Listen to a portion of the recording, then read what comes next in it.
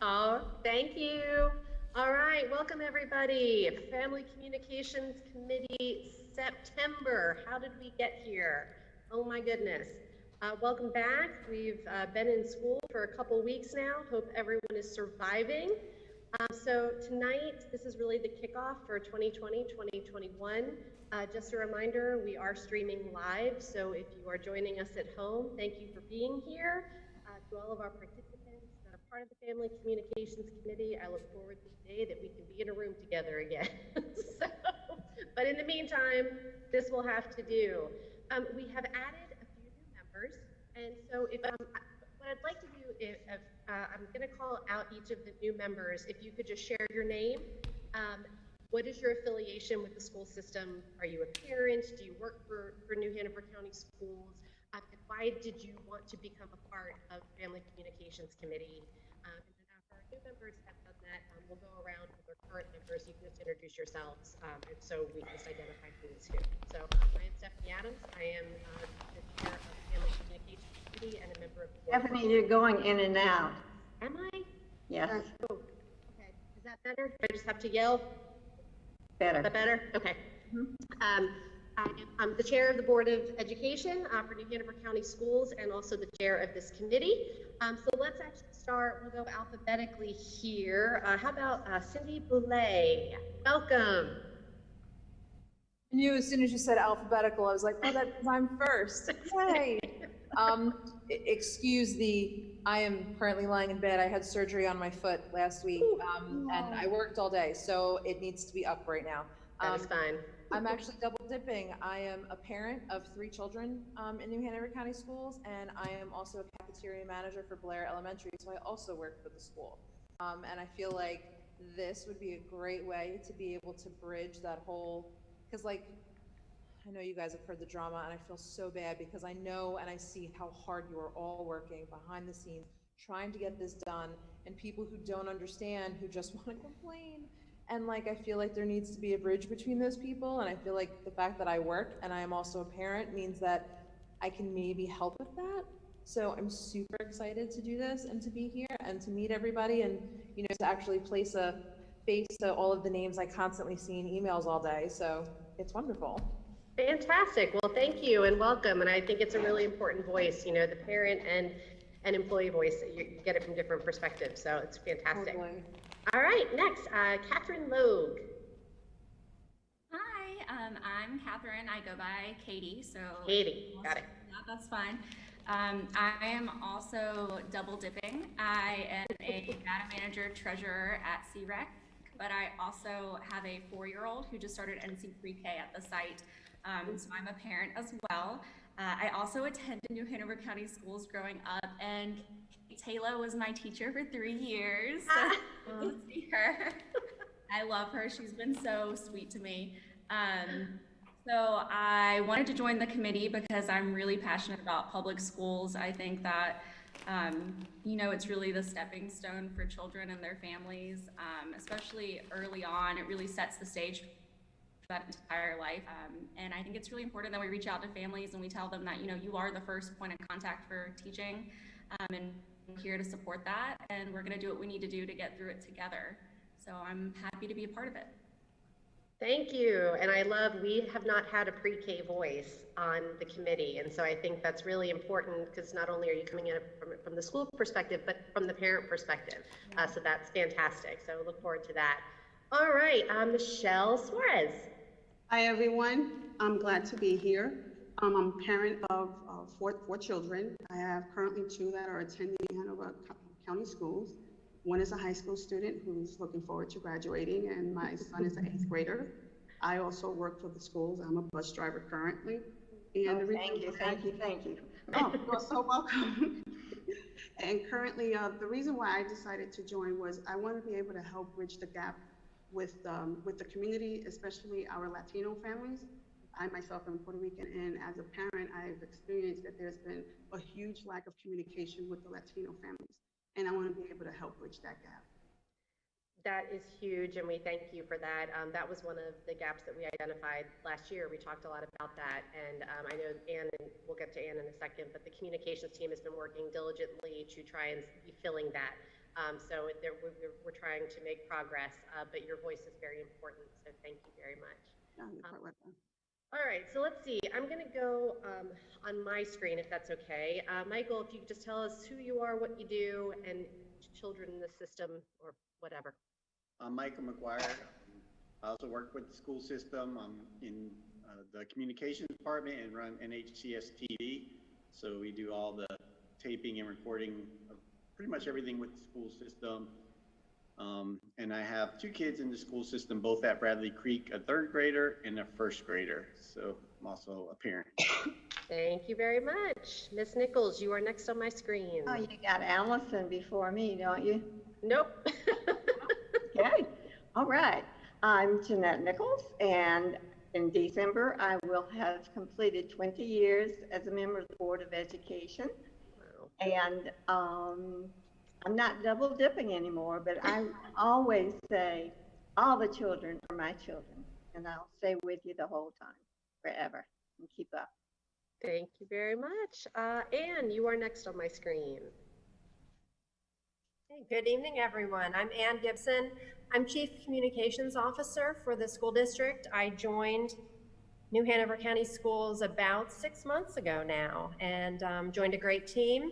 And I believe we've had one family communications committee meeting in that time, possibly 2, I guess 2, because we did have one just recently regarding reopening, and appreciate all of your support and welcome new members. I'm looking forward to working with you. Thank you, Anne. All right, Kate Taylor. Hi, I'm Kate Taylor, and Katie Logue is proof that I started teaching when I was like 12 years old. I was an early teacher. I am the principal at Alderman and have my daughter's in the 7th grade at Myrtle Grove. Happy to be here. Thank you. Samia. Hi, I'm Somia Navahar.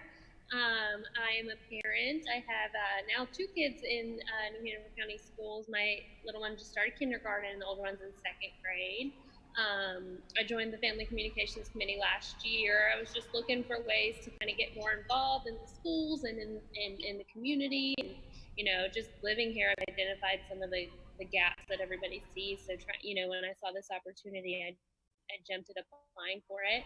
I really enjoyed, the work we did last year. So when it was an opportunity to continue, I definitely wanted to do that.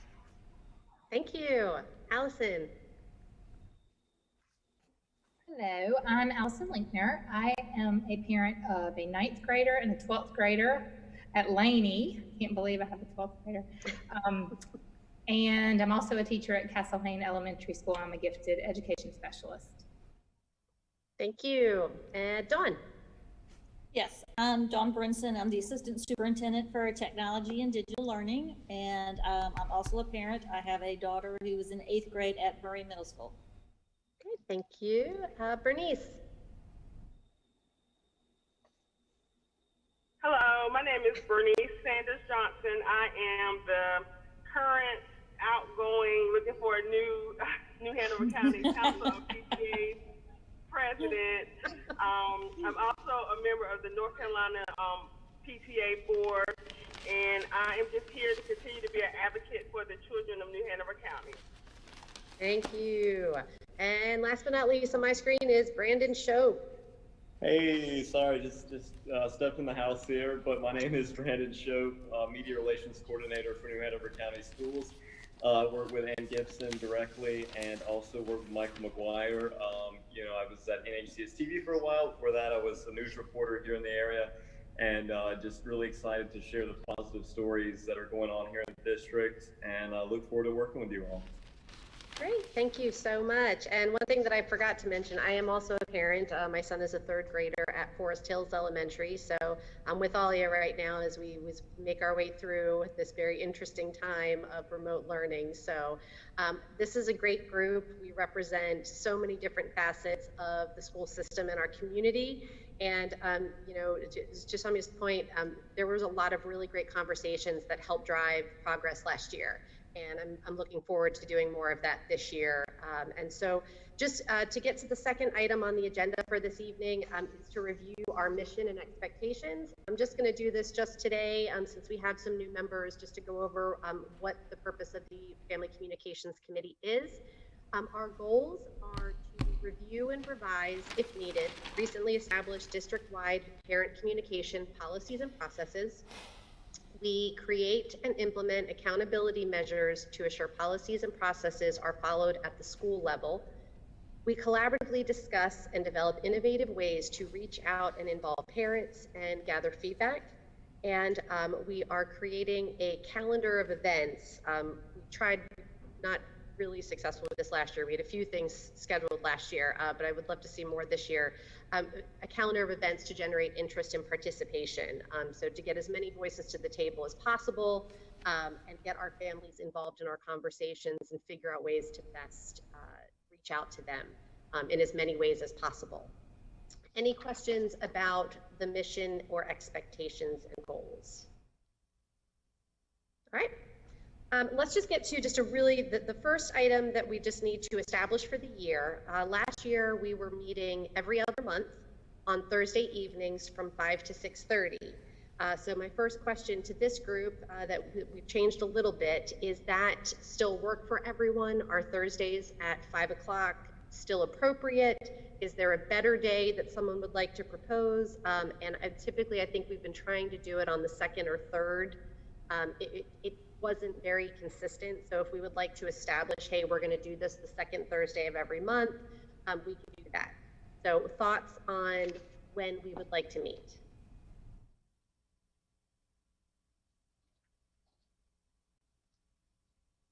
Bernice Johnson, this day and time works well with me. I would just like it to, if we say the second Thursday or the third Thursday of the month. Second or third? Yeah, keep a schedule. Okay. Any thoughts, preference for second or third Thursday? Or should we just establish one?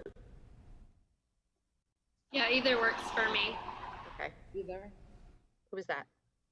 I think it was a car. Oh. The third Thursday works best for me, just looking at my calendar next month. All right, 1, 2, 3. Okay, so let's go ahead and we will say that we are going to establish the third Thursday of the month. And so our next meeting would be November 19th. And then from there, it would be January 21st. From there, it would be March 18th. And from there, it would be May 20th.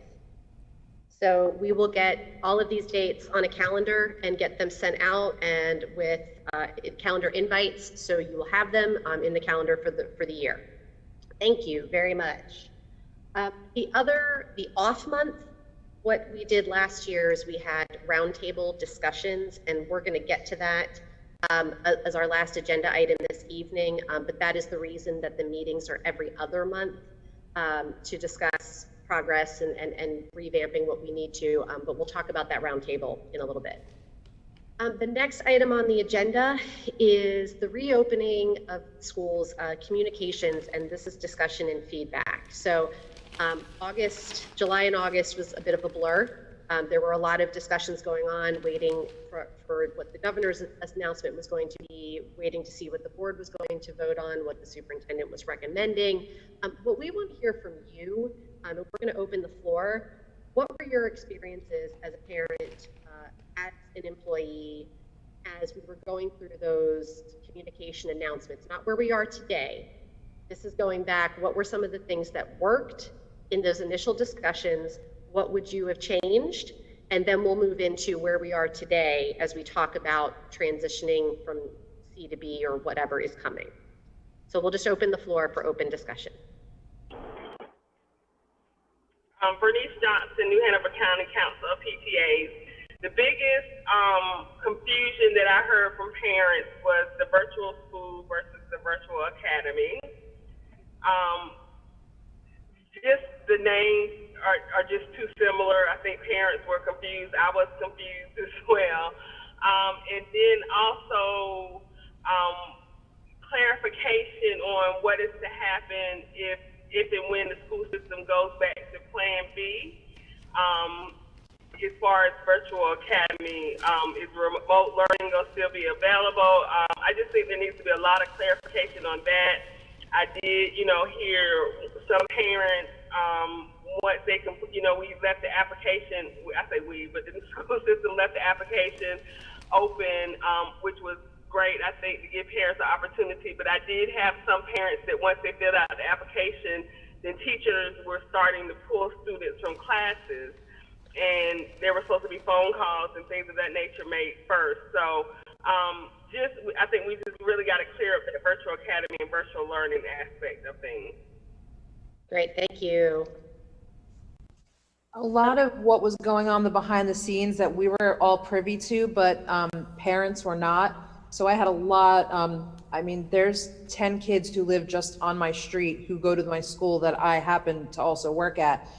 That came to me asking questions, not understanding what was going on behind the scenes, not understanding that, we can't make 3 full plans of what's going to happen for when Cooper makes his decision, because that's just going to be work that's going to get wasted on 2 other fronts, and we need to focus on whatever the decision is. I think more communications about, hey, listen, this is where we're at.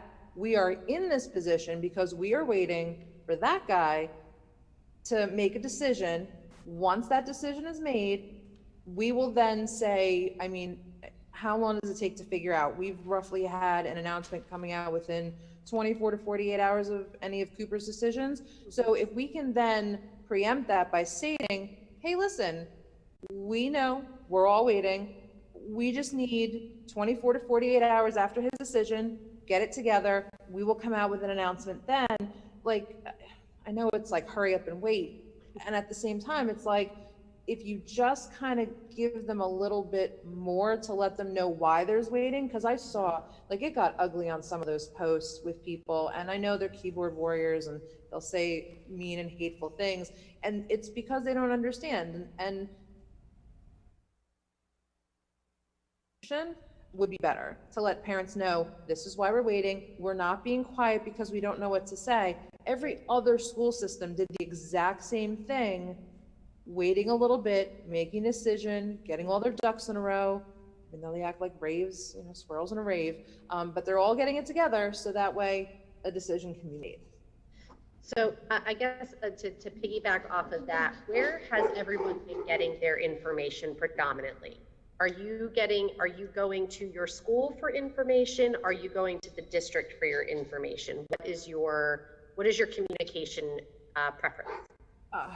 Preference? My email is fantastic, but I'm mostly seeing it on Facebook because that seems to be the most up-to-date and fastest method of communication. So if I'm waiting for something to happen, sometimes I get an email from Caress fast, and sometimes I see it on Facebook first, but they're usually within an hour of each other. Mm-hmm. But I get it as an employee, and then as a parent, I see it hours later. So even though I know it's coming,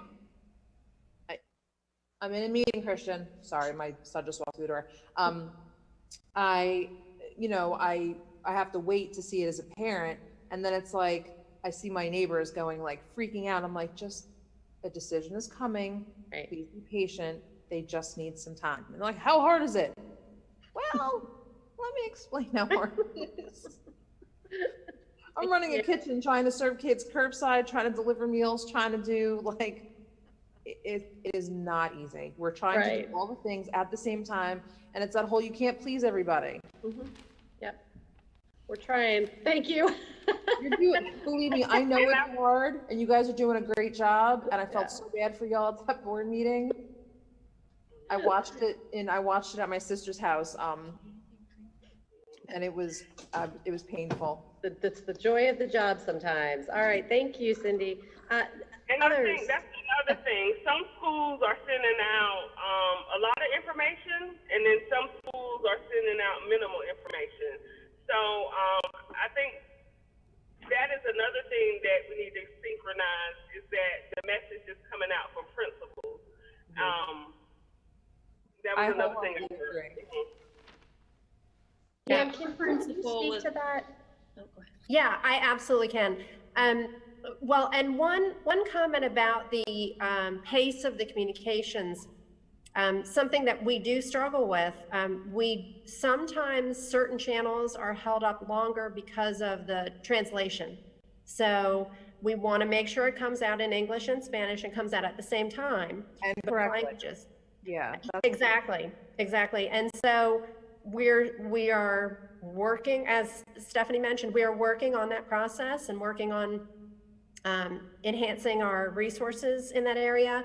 And we've done quite a bit, but we know we can do more. So that's just one reason behind that we are continuing to work on and open to any suggestions.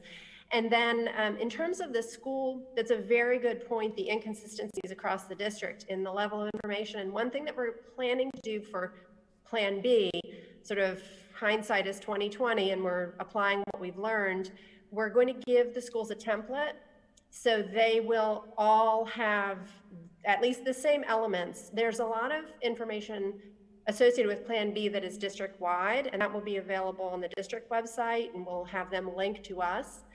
But a lot of it is school-specific in terms of the health protocols, the operations under Plan B.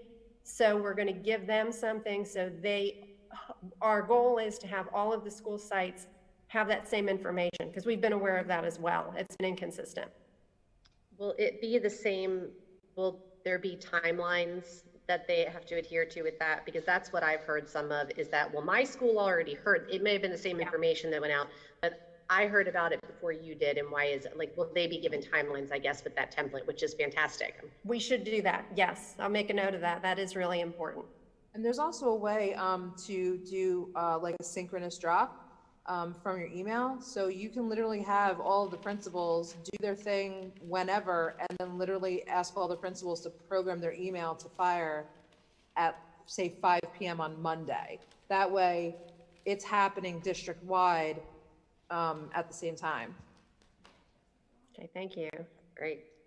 And this is Bernice again. I'm interested, did you get any feedback? Because our last meeting, we made the recommendation to have the calls go out every day.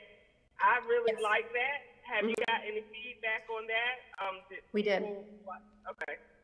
Yeah, and what we found, again, we're tweaking it as we go. When there are a lot of changes occurring and there's a lot of information coming out, people are very appreciative. So I would anticipate approaching Plan B, there's going to be a real need for that daily communication. But what we have found on the flip side is once we hit a period of relative stability, then people seem to get very annoyed with the phone call. So we're trying to find that delicate balance, because we understand that. We don't want anyone to opt out because they're receiving too much information. I'll also mention it's another area where we need to coordinate more closely with the schools, because they can be sending calls and we are sending calls. So it's just another area where that district versus school communication needs to be coordinated more closely. That was one of the concerns that some of my colleagues brought to me, is that whether it was related to what was happening in Plan C or Plan B, or maybe it was just to announce open house or Title I family night or device distribution, that the calls, we didn't know that a district call was going out at 6 o'clock. And so there were several principals who said the calls were scheduled to go out simultaneously, the school call and the district call. And so when the parents received the second call, and especially from the principal perspective, if it was the school call, it got ignored because they were lining up. And so I think that's where, because I do think that parents want to hear from the school and how the information relates to what is occurring at that specific school, but then it becomes ineffective, because I do think too many calls turns people off. And my fear is always, and I shared before, why I try to be really judicious and really smart about when I use Connect 5 is once they have opted out of receiving the calls, you can't really get them back. And so you've lost that method of communication moving forward. So if we could figure out, I don't know, but I do hear and appreciate the parent perspective shared more than once that people like the daily calls. It makes me nervous because I'm afraid they're not going to differentiate between they know it's a call coming from the district. Are they going to opt out of the school level call? You know, I think just being really careful about that and intentional about when, you know, even if we could determine that we might not know when the district level calls are going to go out, but if we could say whenever we do send a district level call, we will send it at this time, and then we communicate with our families about what time we will schedule school level calls. Because sometimes it's important for them to hear that information at the district level and then as it relates to the school, but sometimes the calls have nothing to do with each other. But we certainly don't want them to miss the school level information. And so that was a concern they wanted me to share just in terms of quantity. And I think from the principal perspective, the concern about too many is that they're going to turn them all off. That it just starts to be, you know, white noise in the background, but then really coordinating those times so that what's happening at the school level is not disregarded because of the district level call. If somebody opts out of the Connect 5 calls, do they still get the follow-up email, or are they opted out of everything? I was going to ask that too. I'm just curious. Yeah. Because You can find that out. call, and then to be honest, I don't answer it, but I go straight to my email so I can read it. And I think even if you opt out of a call, like it'd still be nice, I think, for them to get an email. I think that's I think the way it's set up is when you opt out, you're opting out of all of it. I don't think it is. I don't know if there's an option to change it, but I think right now when you opt out, you're opting out of the communications period. But we can check to see if that can be changed. Dawn, you kind of sound like a robot right now, but what I think you told us is you're going to be able to check on that. To be honest, somebody might opt out of the phone calls and not realize that they're not getting it at all anymore. You know, usually an email you opt out in the email, or a phone call you opt out in a phone call. Like they might not be clear on what exactly they're opting out of. And how can a parent find out if they opted out? Because I know I've listened to the message all. What if they accidentally hit the button instead of hanging up the call and accidentally opted out? Like, how do they opt back in? You know, because I've got a friend who, she's like, I've never gotten a phone call. She's like, maybe a handful of times when my kid was in kindergarten. She's like, I haven't gotten a call in 2 years. That was going to be my question, and I don't know if this is a Dawn or an Ann question, but if you opt out of Connect 5, is it forever or is it for the year? You get to select at the beginning of the year, and you can opt out. And I think the directions to opt back in are on the website, but the conversation is leading me to believe that they're not prominent and promoted frequently enough. So we probably need to make it a habit of regularly just letting people know how to change their options. And I was also wondering, just because I feel like it would be valuable for this committee, would it be possible for us to look at data from, I don't know, a call that was made maybe late February, early March, and then be able to look at our most recent call data? I would just be curious to know how many families are picking up, you know, because it will tell you, did they answer it? Did it go to voicemail? Did they answer it and then hang up on it, which is the worst case scenario? How many opted out? Because I would be curious to know if people are accessing and paying attention to it more frequently or less frequently in terms of its effectiveness as a communication tool. Yeah, we can pull that data. And we also are examining an option to add text notifications. So I would be curious what the committee feels about that. It's an additional cost, and we're just assessing if it's possible to fund that. I actually was going to jump in and talk about, as an employee, I listen to the phone calls. As a parent, I'm going to be really bold and really honest. I tend to not, because somebody's going to tell me, or somebody's going to do this, or I'm going to find out anyway. It's fine.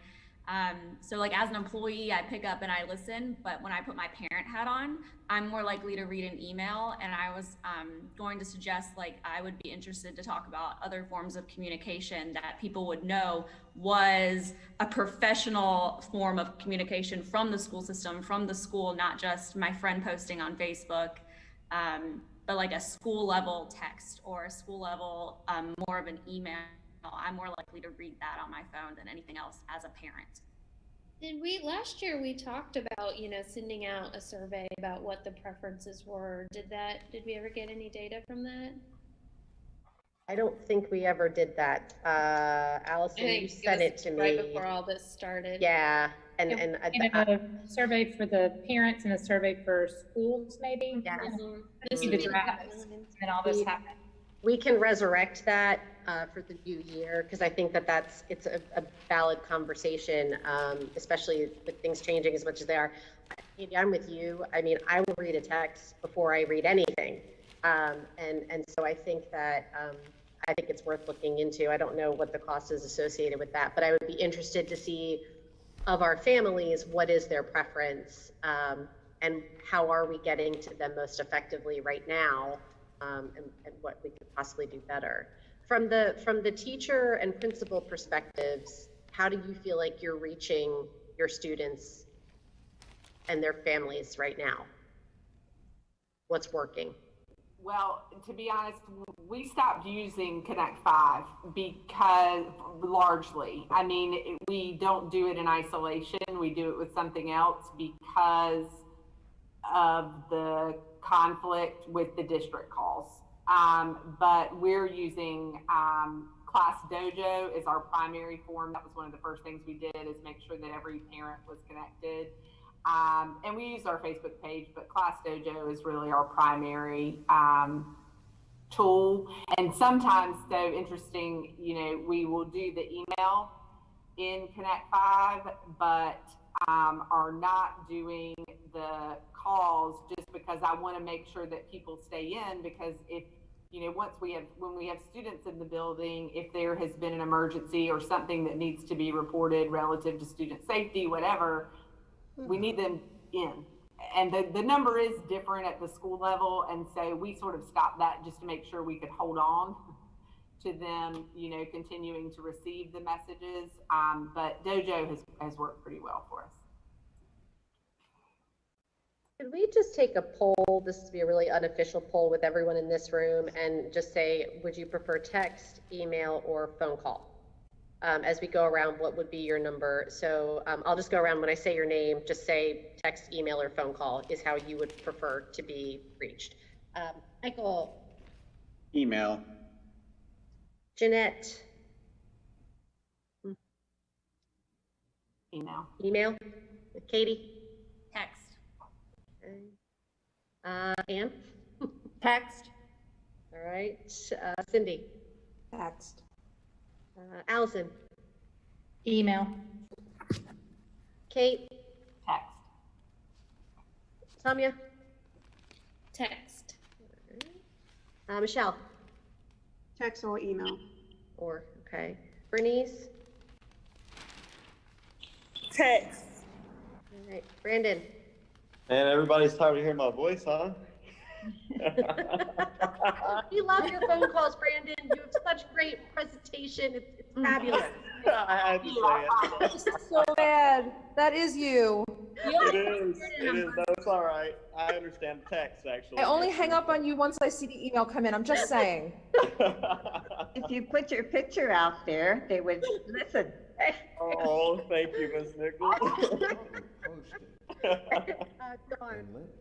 Yeah, just a text, I think, or email. Okay. Would the whole message fit in a text?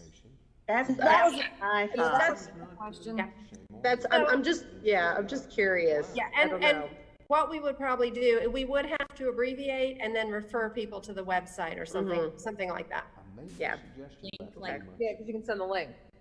Exactly. Okay. Some people. All right, so going back to the reopening communications, This is Angela. I prefer Angela. email. I see it doesn't show my name, so. Yes, or my picture, so why can't we see you? I don't know. Okay.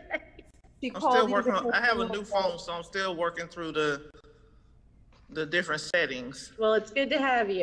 Welcome All right. back. Thank you. You're welcome. All right. Okay, so going back to the reopening discussion, now conversations have shifted and there's some discussion around transition to B. How are you feeling as far as those communications? Do you feel that you understand what's going on? Why or why not? And where are you getting your information from?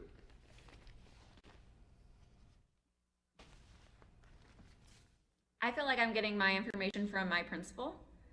And I know as an employee, it kind of feels like all of a sudden it's like this, oh no, we're about to come back. So I feel like all this rush of information is coming back to me.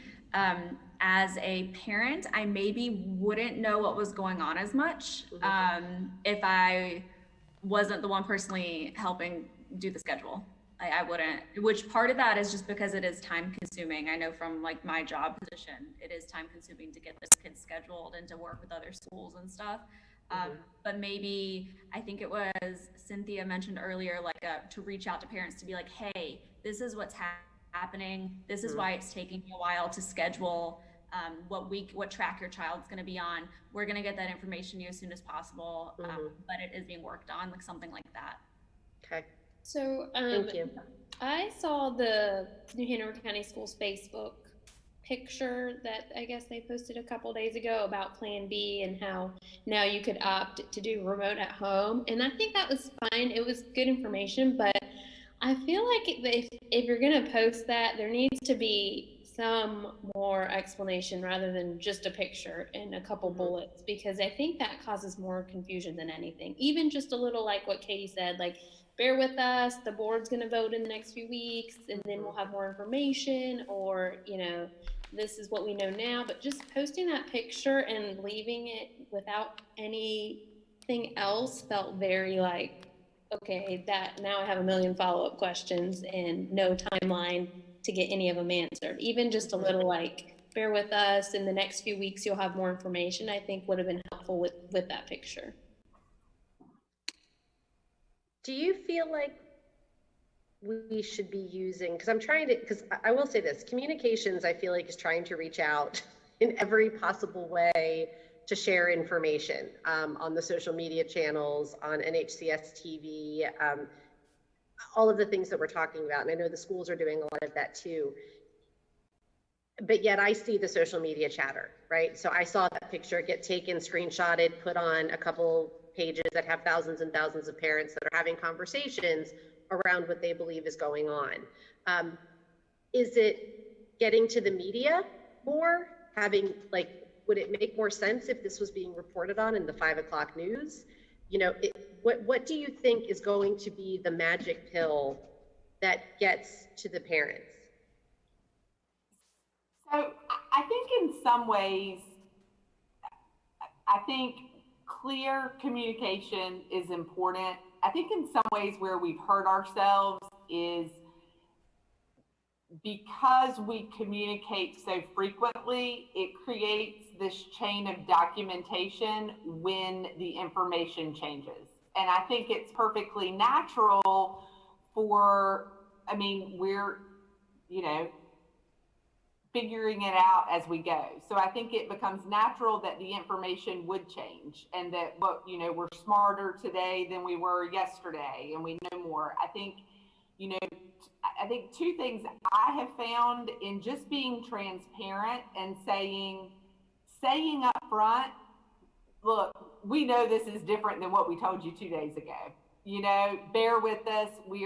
But there's not, there's not really an acknowledgement of that. It's more like, no, this is it. This, you know, well, it has. I mean, we can't pretend it hadn't changed 12 times. It absolutely has. And I think that an acknowledgement of that, and I think being vulnerable in that way can help with people, you know, when they realize that we're doing the best we can. We want to be able to provide you the most current information. And as we learn something that can help us do it better, we're making a modification. I think that could help. But then sometimes I think, oh, I wish we hadn't said that so quickly, because it changes so fast. And so then I think we have to worry about losing credibility, because it does seem like we don't know what we're doing. Because here's the thing, we don't know what we're doing because we've never done it before. But we have some really smart people who can make these decisions and inform. But, and I go back and forth because I can see both sides of it. I think keeping parents informed, but see, I think then the news creates another way we've documented that we've changed the way we're going to do it. You know? Yeah. It's almost like if we could be like at the end of the week, here's what we, you know, I think there's a balance, because I think the more frequently you communicate, the more frequently you have to say something different than you did before. And that's where some of the confusion can come in. I don't know where the perfect balance is. But I do think that's why people are confused. And to add a caveat to that, it's additionally confusing. In this particular instance with the pandemic, many layers beyond the district have continued to change and update guidance. We have one we're dealing with right now where we have a posted meeting limit of 10, and it's in line with the CDC. It is not now in line with the governor, but we've been following the CDC. So now there's confusion over that. And you're 100% right, Kate. It makes us look, well, like we don't know what we're doing, but also like we're misleading. And it's not. It's that there's been so much change so rapidly. So it's a challenge, and you can rush and get it out there, but you do run the risk that you're talking about, that we're going to have to correct it. Almost always we have to correct something. Yeah, there's been a ton of last minute changes. I mean, child nutrition alone, you know, we were getting ready to transition from the summer food service program to the national school lunch program, needing power school numbers, needing consent forms. Like, I can't even tell you the amount of documentation that I had that I was trying to reach out to parents and get. And then literally 10 minutes before I was ready to load my bus to go to Noble, the waiver comes through. We don't need to transition to the national school lunch program. Summer food is continuing. I don't think I've ever seen little old ladies in a cafeteria pack up breakfast so fast for children in my entire life. But in 10 minutes, I had 50 bags ready to go on the bus. See you later, go. I would like to add, and if I lose you guys, just wave at me or something. But I think we can all agree that at this point, like most of the parents, the kids, the employees, we're all kind of living in like a survival mode. And I think kind of what Taylor was talking about is like having a set time. And I know things will come up, but you know, we find safety in like patterns. So we're gonna send a connect call on Mondays at 6 p.m. unless there's an emergency and we have to do something different. People know to look at a certain time. It creates like a safety, like if something's gonna change, like, oh, but I know that they're gonna let me know what the new information is at this time on this date, and it's a consistent. I think that would help. Kind of what Kate was talking about with like keeping our credibility with not giving so much so quickly, but also just from like a brain development sense, and I'm sorry if I lost you guys, is just like that safety to know that every time at this day on this week, I'm going to hear the latest information from this particular platform. And I think to also know that when it's not, you know, it's kind of like my daughter reaches out when she gets home from school every day. And so that's a predictable time that I know I'm going to get a text message, or, you know, like when we're in school. So think back. But, you know, that would occur. So if I'm getting a call or a message from her at 10 a.m., wait a minute, I got to see what that's about right now. And so I think the same thing, because keeping in mind that these same channels that we're using to share all of this information, they are how we report safety concerns, you know, relative to whether it's school closing or needing to close or, you know, something happening. And so I agree, Katie. I think, you know, being very predictable in that, not only so that people can count on that, but they know when they really need to pay attention when we deviate. For an emergency. Well. Yeah. We've been using 6 p.m. and it has fallen back from daily. I'm curious from a parent standpoint and from principal teacher standpoint, does that time work? Is that in direct conflict with the schools? I now know why we had the conflict, because I didn't know it was 6 p.m., but that's the general time. So I think and that is something I'm happy to share with them, that the calls are going to go out. I think where it does become a little bit of a struggle with the schools is when it's every day, because even if the district goes at 6 and I go at 7, I will tell you now that I know that, I'm going at 5:45, and I don't blame you. That's what's going to happen. And so I would make the decision to go at 5:45 now that I know that, because I'm not sure they're going to listen to 2 calls. And so I think if we're not competing in terms of that communication to figure out a way, you know, but I don't know, or to just say, you know, or maybe the thing to do is say to the principals, the struggle is it's what we naturally have in power schools. So we made sure that we had our dojo connections at the beginning of the year. If you haven't already established that with Remind or dojo with your school, right now is not the ideal time to set that up and start that. But, you know, Title I schools have to have a family night in the first 30 days. So they're going to be communicating about that. I mean, there's all of the normal things that we're still having to do. And I have not surveyed, and I can, to find out from our schools how many of them rely on Connect 5 versus using an alternative platform. You know, I can survey to find out about the time that they generally send. You know, I mean, I think we could figure it out and work together, but we could do that. Yeah. There is a conflict, because I'll tell you, and I can think of 2 of my colleagues, we either do 6 or 6:30. And so either one of those would really be a conflict in terms of really wanting parents to get the info. I had an idea to piggyback off of that, Kate. Like, if we know that a district call is going to happen on Monday at 6 p.m., then maybe then tell the principals that and tell them, hey, if you're going to do a call, do it at 5:45, and then have the principals in that call tell families, listen, please stay tuned or please be available. A district-wide call will happen at 6. So if they're going to listen to your message, which you know that they're going to, you can then help the district by encouraging your parent to, hey, so when you see the call come in again at 6, please answer the phone again. That's a great idea. That helps too. And one of the things, I know that in the last meeting, we talked about the need for the additional communication. And so that was where I think some of the conversations around the daily calls came. And it made sense at the time because it was over the summer and there was so much going on. I do still think having, sorry, my dog is messing with my fake back wall.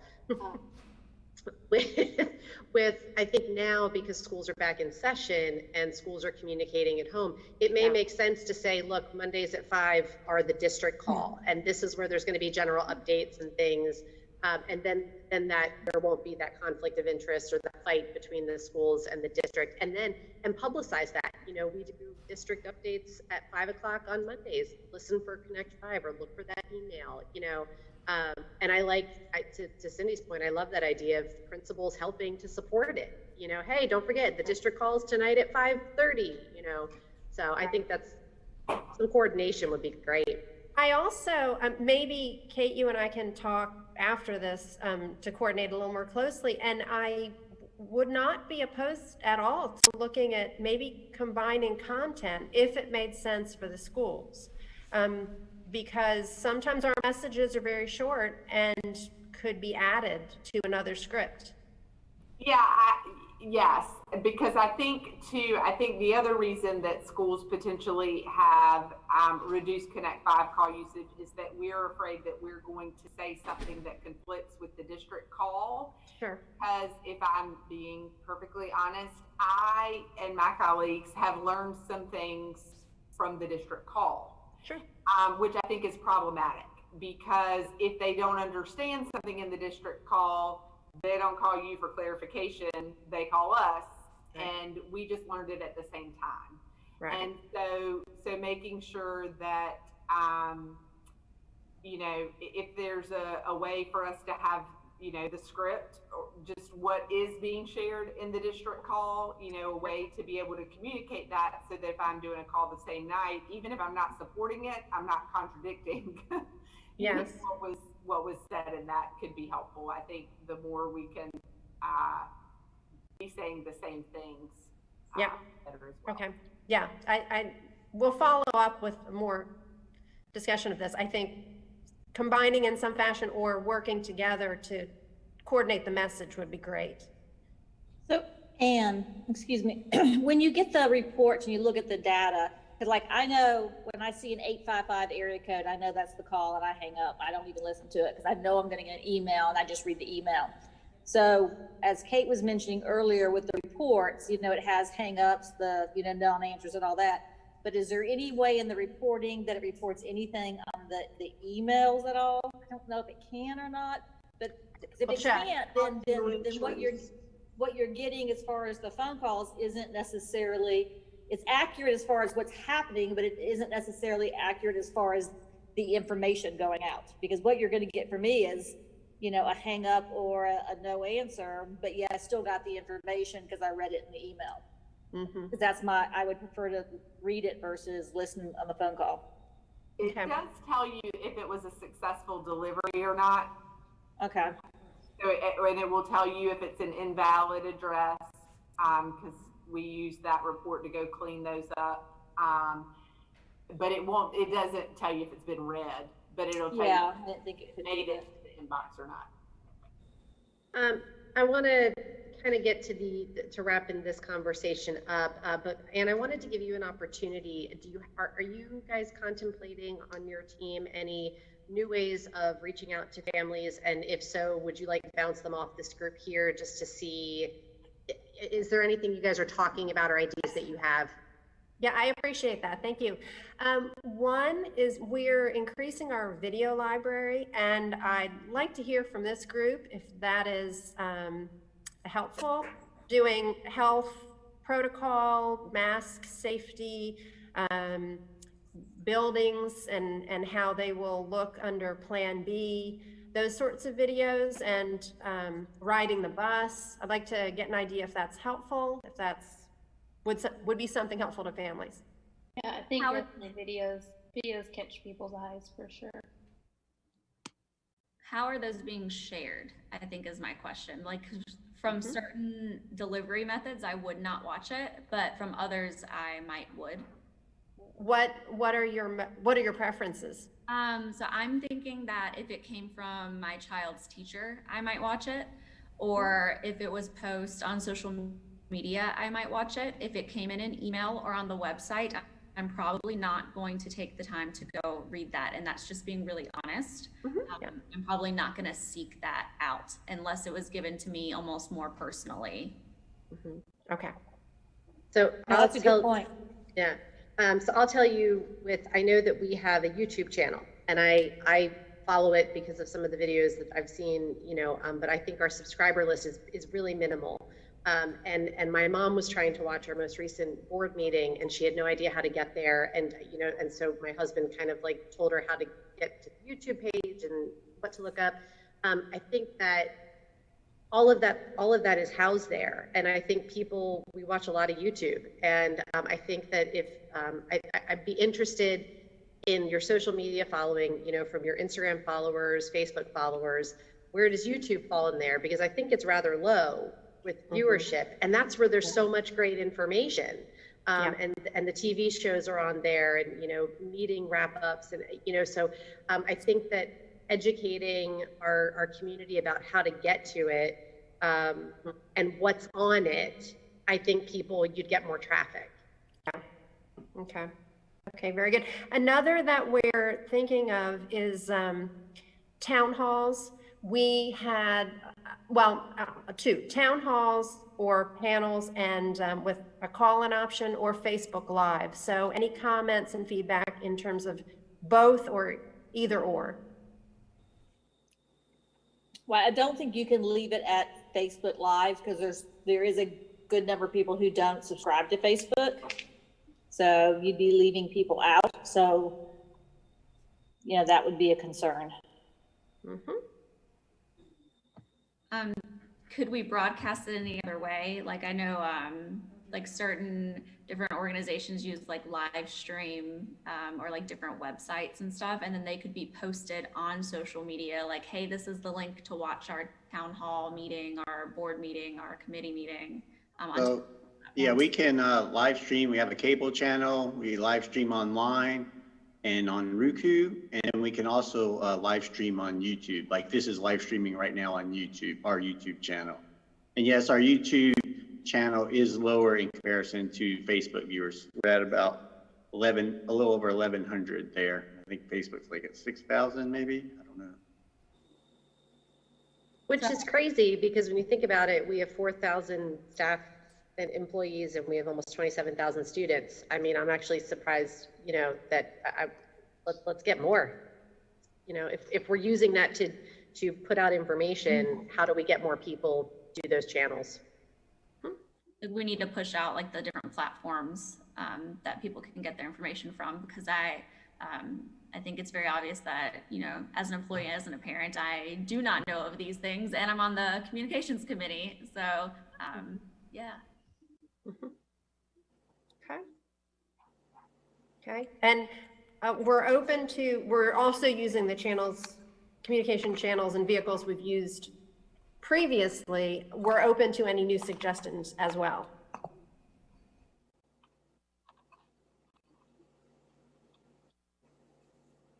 But thank you for that opportunity, Stephanie. Of course. All right. And this actually is a follow-up to, you mentioned like town halls. The virtual engagement, Brainstorm, is the next item that we have on the agenda. In this virtual world that we're living in, obviously, our kids are looking at screens and we are all meeting in screens. What are some ways that we could creatively engage our families virtually? Beyond Zoom or in Zoom meetings, what does that look like? Just general ideas from you, from a communication standpoint. What would you watch? What would bring you to the virtual experience on a random night, random evening that the school system could be doing? Depends on the topic. I mean, is it something with kids, without kids? Am I expected to be with my kids when I'm doing this? Is it something that I should maybe not have kids around to do? Not that it's maybe like an adult type conversation, just because it's going to be boring for children and they will probably want to go do something else. So that also has an impact about whether or not I'm going to participate, via Zoom or watch on YouTube. I will say though, we love casting from our devices to the TV in the living room, and that makes life a million times easier because then the kids can kind of keep doing what they're doing and pay attention when they want, and usually once it goes up on the TV and then they hear it and then they come check it out and then now they're watching. So that's basically how we've been doing church every week. So to be honest, that's how we're doing it. No, that's great insight. I was trying to cast my laptop to my TV yesterday and I couldn't figure it out, and I was getting very frustrated. So I need to learn how to do that. I live with an IT guy. I can't even tell you how fabulous it is to have everything hooked up from my phone. Like, I just turned off the Wi-Fi to the kids and they should be in here any minute going, "What's up?" And I'm like, "Oh, 6 o'clock, time for dinner." So yeah. Great. I think we should do a meet the superintendent form. Ooh, okay. That would be good. About that. Yep. And the council will be happy to co-host that with you if needed. Yeah, thank you, Bernice. We have talked about that. So can I ask a question on that note? In this virtual world, would like a call-in type show be a preferred type of thing so people can call into them, or just have him do something? Or would you guys want something live in person? Like, what would be the format that you prefer? Thinking like a Zoom town hall, just because that's what I've been doing through NCPTA when we do things like with the governor and meeting, town hall forums like that. But I was thinking like a Zoom forum. Bernice, course, do people send in questions ahead of time, or is it live questioning? I've seen them done both ways. Of course, the live questioning, because the questions might come in so fast you may miss some. So I would encourage people to send in questions before. Yeah. And then have a specific stop time. Like, make sure you send in your questions by 5 p.m. for, questions for the superintendent. Did you guys, sorry. I don't know, I would like to see him in person just a little. All I've seen so far are stills and no videos, and I've seen his bio, seen the thing, and I really feel like, okay, it's just this guy who's over there. I would kind of like to get to know him a little bit more. We do have an hour-long introduction show on our YouTube page. Yeah, and then at this time, if we're still under COVID restrictions, we can't gather. Only the select few will be able to gather to see that. That's why I suggested a town hall thing. Did you guys? Sorry.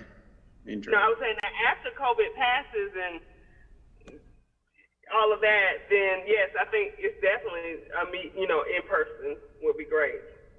Do you know I think a lot of you participated in the forum we did with the calendar town hall was virtual, where we had someone monitoring the chat and Dr. Smith answered questions as they came in live. Was that format good? Did you guys like that? Did you guys participate? I think some people on this council did. Yep, I'm on the calendar committee. That was great. I like that format where people, as long as you have somebody monitoring it and something, just make sure we catch all the questions and I guess answer as many as we can, or he can.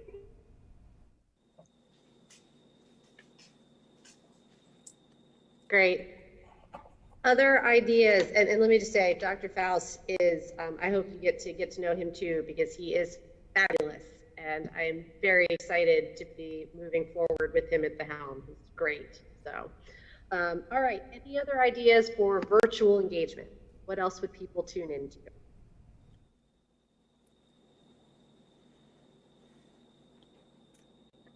I'll ask, what forms of social media are we currently using? Like, we have YouTube, we have Facebook. What else do we have? Instagram and Twitter, in addition to those two. Are those very actively used? They are. Facebook has been our most active. We are building on Twitter and Instagram now, and as a result of tonight, we'll look at more for YouTube. But Facebook has been our base of operations, but we're expanding that. We've just started to expand that. Okay, cool. Because I know my age group, which I guess would starting to be some of the elementary school parents, are more likely to tune into Instagram than Facebook. And I think part of that would be making sure that all the parents and people in the community have those usernames and handles so that they're following. I think that needs to be something we look into together. Katie, are you TikTok also? I do have a TikTok. I facetiously downloaded TikTok, bored over COVID. I do not make TikToks, but I do watch them. Okay, we will not be doing TikTok. Nor Snapchat. Nor Snapchat. I didn't even ask about Snapchat, Dawn. I figured. Well, TikTok is worse than Snapchat. Oh, geez. You guys need me to make a TikTok for this committee. You let me know. I'm your girl. Thank you. I have a question. Yeah. Hey, Go ahead, Michelle. My question is pertaining to the participation of Latino families. Mm-hmm. Is there any way to know exactly how many families are participating? Is there a way we could find out the demographic, the numbers of how many speaking Spanish families are participating in the social media? It's a good question. Anne, have you guys pulled that data? I know that there's been a lot of discussion around it, but I don't know if you have exact numbers. We haven't pulled that data. I can look into what we can capture. One thing that we do that extends our reach beyond our own channels is we have partnered with the Latino Alliance, which has been, we've just started to do that, and it's been wonderful. So we're going to continue to build on that with Facebook Live sessions and sharing posts and sharing information. They have a really robust email list as well. So, and we want to build that with other organizations as well. So, as Stephanie said when we started, we're taking steps in this direction. We need to do more, and we need to do it fast. But that's been one really effective method. But we will look into seeing what we can capture in terms of the data. And I have an idea, maybe later on in the future, this is something we can do, is I was thinking of somehow getting our Latino business owned in the community involved somehow to go ahead and promote providing information of the schools that are in the district. Because sometimes from my experience with the Latino families, what they always say is, well, we don't get enough information. Nobody's actually reaching out to just us, you know, the Latinos. I understand. Have parent liaisons and interpreters, but I feel like there should be a little bit more outreach going on, a little bit more community outreach with just the Latinos, maybe just sponsoring just one night for them.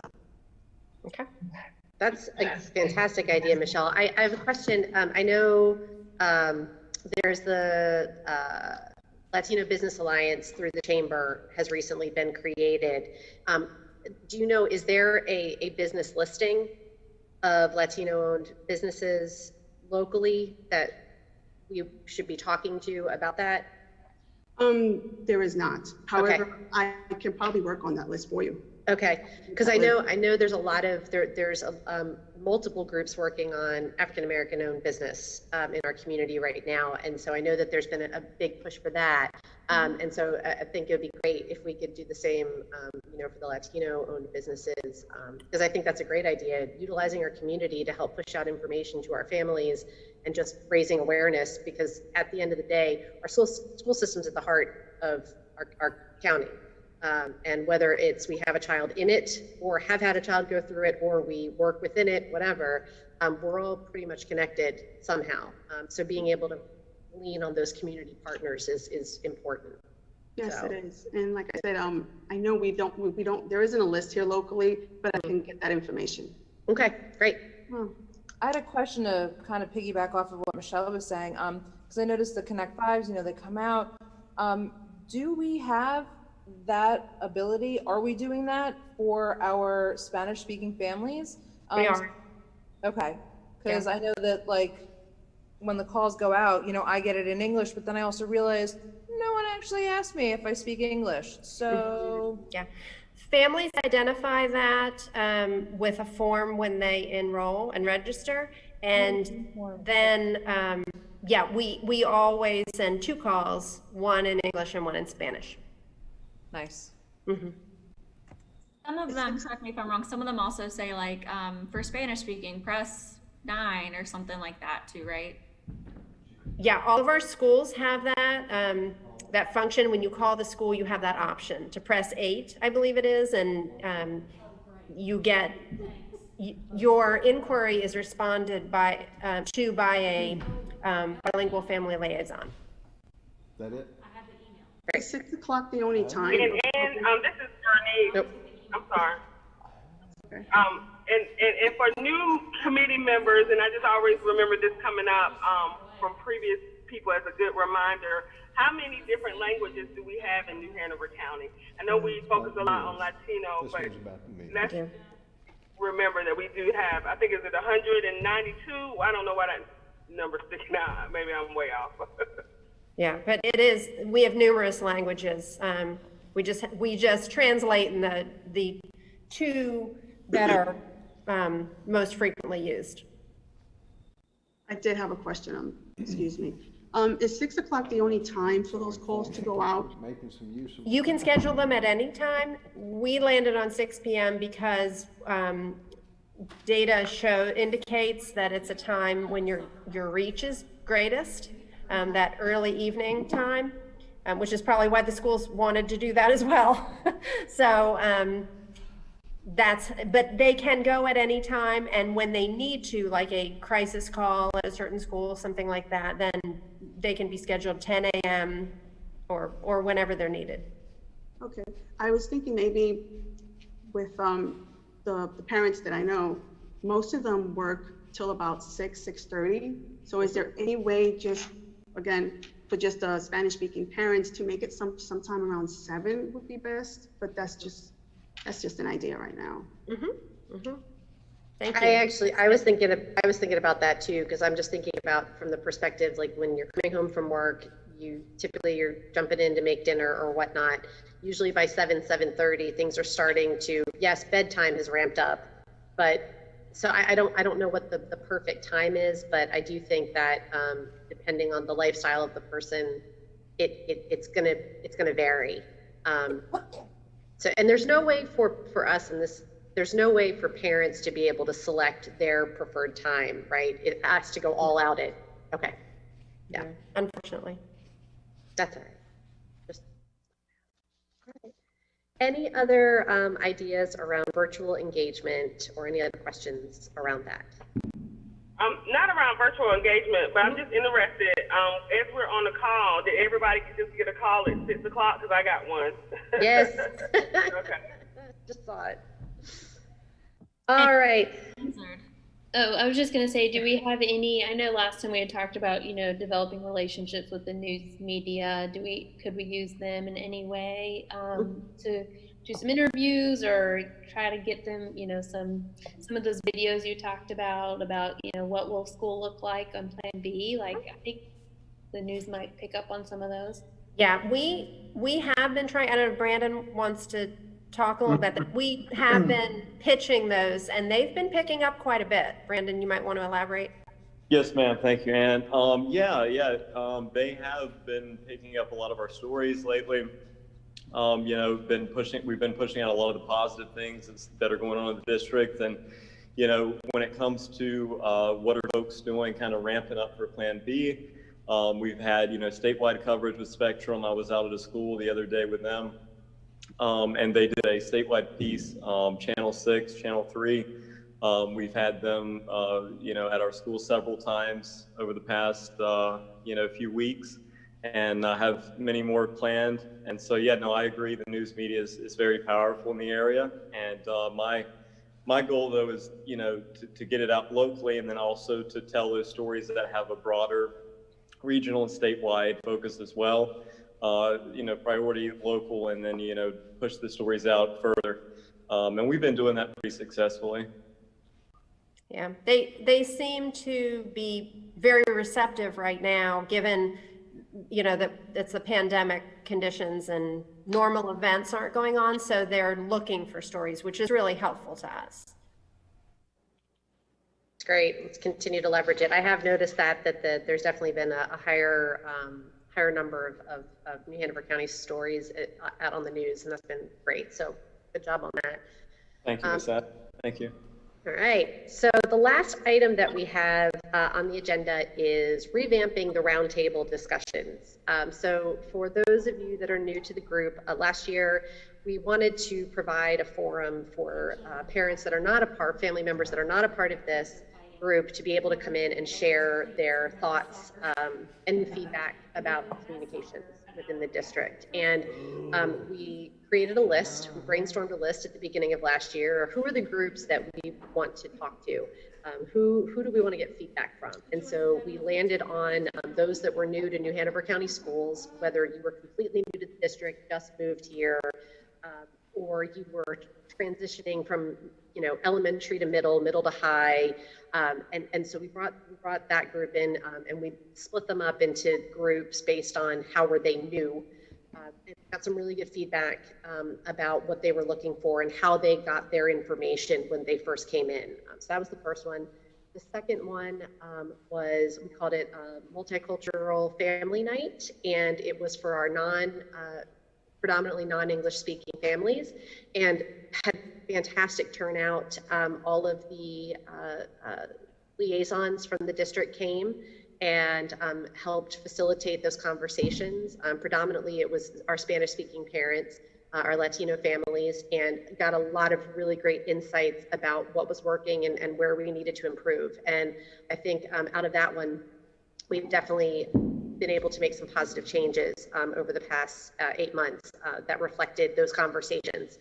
And then our third one was specific to Title IX, and it was an interesting night because it was literally the world was shutting down. I think we were a couple weeks out. There was a lot going on. It was the very end of February, and so Jarrell Lewis, who is our director of Title IX, did a fantastic job. It was a different format, though. It was presentation style with an option to talk after the presentation, and so we didn't get as good of a audience as we had for the other ones. The first two, we had between 30 and 40 people that came to the B.O.E. Center, and dinner was provided, snacks were provided, and families were invited to bring their children, which was a big piece too, because we know that childcare can be hard to find. Obviously, COVID changed all of that. We had a list of, I refresh my memory, those of you that were on the group last year, I think we had talked about parents of children with disabilities, LGBTQ, parents of athletes. We had a couple of different groups that from a communication standpoint, I'm trying to remember who else we had put on that list last year. We had one that was like non-traditional caregivers, and I feel like that's very important right now because grandparents are being teachers and aunts, uncles, whoever, and that, to me, that is a huge one to address as long as there's any remote learning. Yep, and I think did we talk about single parents was another group that we needed it was working parents, single parents. But anyway, I'd like to revisit that and talk about who are the parents that we would like to hear from, the families that we want to hear from, to make sure that they're getting the information that they need, and if not, why not? And how do we do it in the time of COVID? So we can just do a brainstorm on this, so either who do you think would be a good group that we could talk to, and how could we do it? So I'll open the floor for one or both questions. I think doing some surveys might work for right now, just temporarily, but that would be a way to get feedback without everyone having to be in the same room. Do you think our families are surveyed out yet? I was about to say, please no, please don't. But with that said, what's to stop someone from completing 50 surveys? Are the surveys tied to our emails? Can we only do one? I know if you go through SurveyMonkey, it can make it to where only one person, only this person can answer, or only one response can be recorded from you. For that one to Anne. So there are lots of survey tools. Unfortunately, when you are doing a survey to the general public, because you don't know exactly email addresses or whatever for who you want to respond to, it's hard to limit. Even when you kind of are able to do them where it kind of does like an IP address and only one answer per IP address or per MAC address, I have probably 10 devices in my house that I could actually respond to a survey 10 different times because I have 10 different devices. So there's no foolproof way when you're doing a general open to the public. Now, when we want to do surveys where we're talking about just our students or just our staff, that's easy. We can tie it to, basically, we can say it's only open to New Hanover County Schools domain and only one response per, and we can do that. The other piece of it, if you're trying to do it anonymously, then you got to be careful because you don't want to collect email addresses. That's one way of making sure it's not anonymous is you're collecting email. Well, then again, it's not anonymous, so that makes it hard. So Ann and I talked actually today, and we've actually had software in the past that we have purchased, and we're going to look through some other software to see if there's something better out there than what we can do with, our Google Forms or even at the free version of SurveyMonkey, there's something better out there that may have a cost to it, but if it does better reporting or makes the process easier, it might be worth the cost. But we have to, so we'll be looking into that. Great. All right, so survey is one option to look at in lieu of roundtable discussions. What else is a good way to collect feedback from our families right now? If we want to talk to them, do we want to, and you said about 40 people and maybe more would join, just like a larger Zoom type of thing? Mm-hmm. Or would that be too much? I'm assuming the capabilities. I mean, I have my own company, and I can do Zoom breakout rooms easily. I think I can do up to 100 of them. So I'm assuming New Hanover County Schools has the capabilities with our Zoom account to do breakout rooms as well. So that's doable. I keep hearing from people that it's been an interesting phenomenon because Zoom is a lot easier to get to, right? You're no longer having to get in your car, get a babysitter, and all those things that may be the challenge. It's easy to jump online in some cases. And so I think that we probably could get a good turnout if the content or the discussion item was something that families were really interested in. So I think I'm not against that. It would take some coordination, and I don't know if we'd have to cut off, participation, who's handling the Zoom rooms. Like there would be some tech pieces to that we'd have to consider.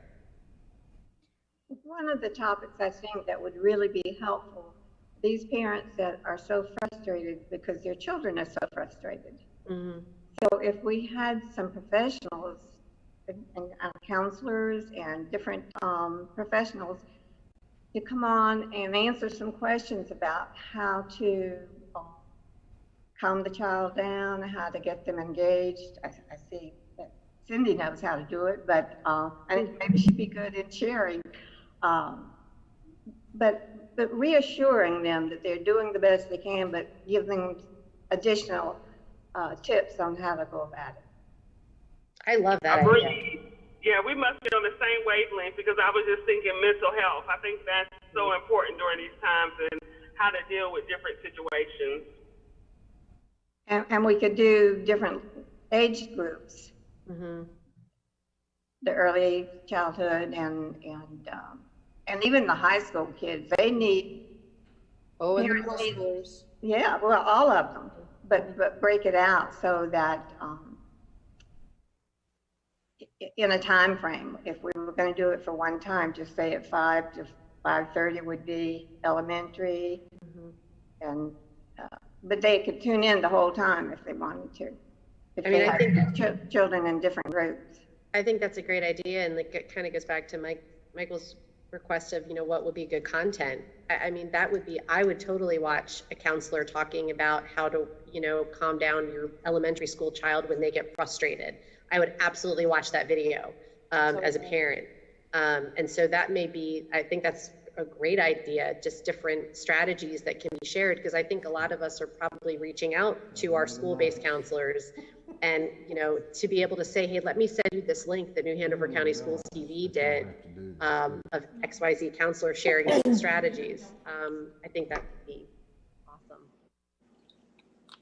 I'm kind of wondering, going back to the like a roundtable discussion, is it possible, and it might be a hard no, but is it possible to get like a panel of us together, socially distanced, and that somehow live streamed with the capability of people to come in and have their comments and questions instead of trying to do the Zoom and getting them the Zoom links and doing that? Like, I think that's possible. I do think it would take a lot of work, whereas a teacher could send out an email to their class and be like, hey, Family Communications Committee is having a panel about for single or working parents. If you have some questions, if you want some guidance, if you have suggestions, log on to this Vimeo account, this Facebook Live, someone's monitoring the chat, and then we're all there, or whoever needs to be there is there simultaneously. So you're talking about flipping the roundtable, because typically the roundtable has been about us collecting information from specific groups. Okay.